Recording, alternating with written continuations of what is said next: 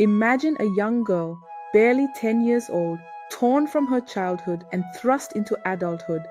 Her parents, busy chasing city dreams, leave her in the care of her grandparents. But little does she know, her grandfather has made a shocking decision to give her hand in marriage to a stranger, a decision that will change her life forever. The sun rose gently over the sleepy village of Umuaka, casting long shadows across the dusty paths that crisscrossed the settlement. Roosters crowed in the distance, and the air was filled with the scent of wood smoke from early morning fires. It was the start of another day in the village, where life moved at a slow, deliberate pace, steeped in tradition and ancient customs. At the heart of the village lived the Obidike family, a lineage well respected for their adherence to the old ways.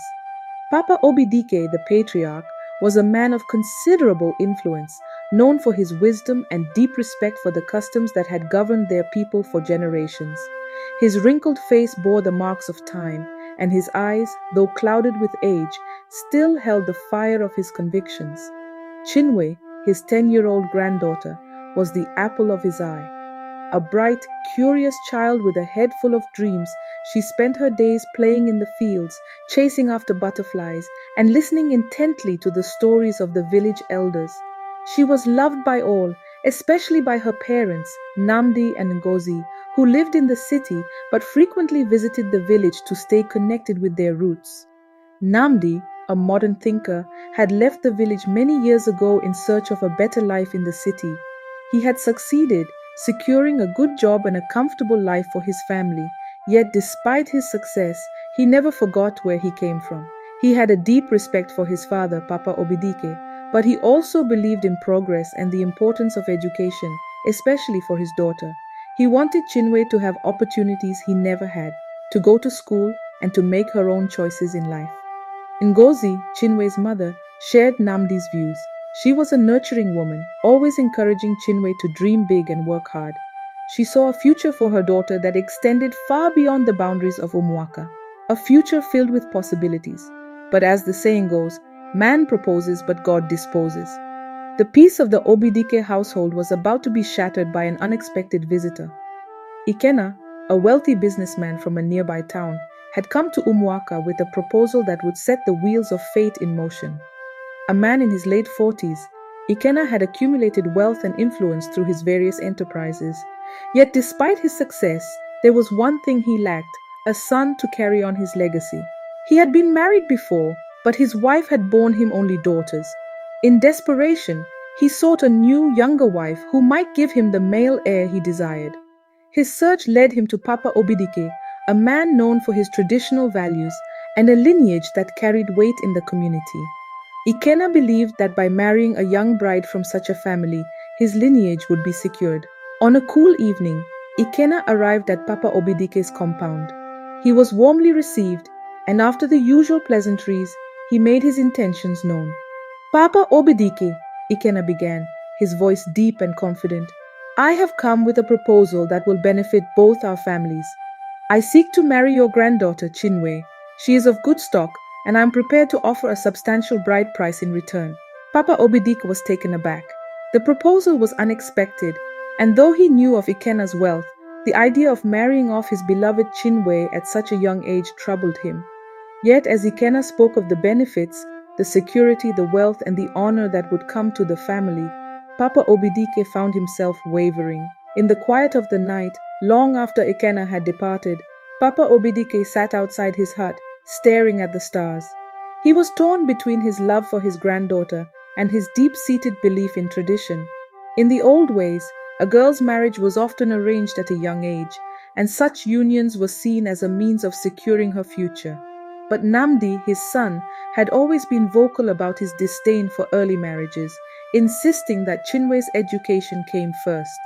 Papa Obidike sighed heavily, the weight of the decision pressing down on him.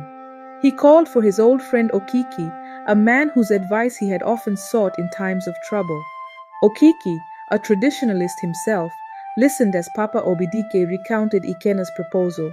"This is an opportunity," Okiki said, his voice steady. "A chance to secure Chinwe's future. Think of the honor it will bring to your family, and Ikena is a good man. He will take care of her. But she is just a child, Papa Obidike replied, his voice filled with doubt. How can I send her away so young? She will grow into it, Okiki assured him.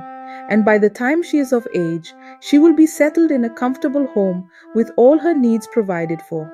It is better to secure her future now, while you still have the strength to oversee it. That night, Papa Obidike made his decision.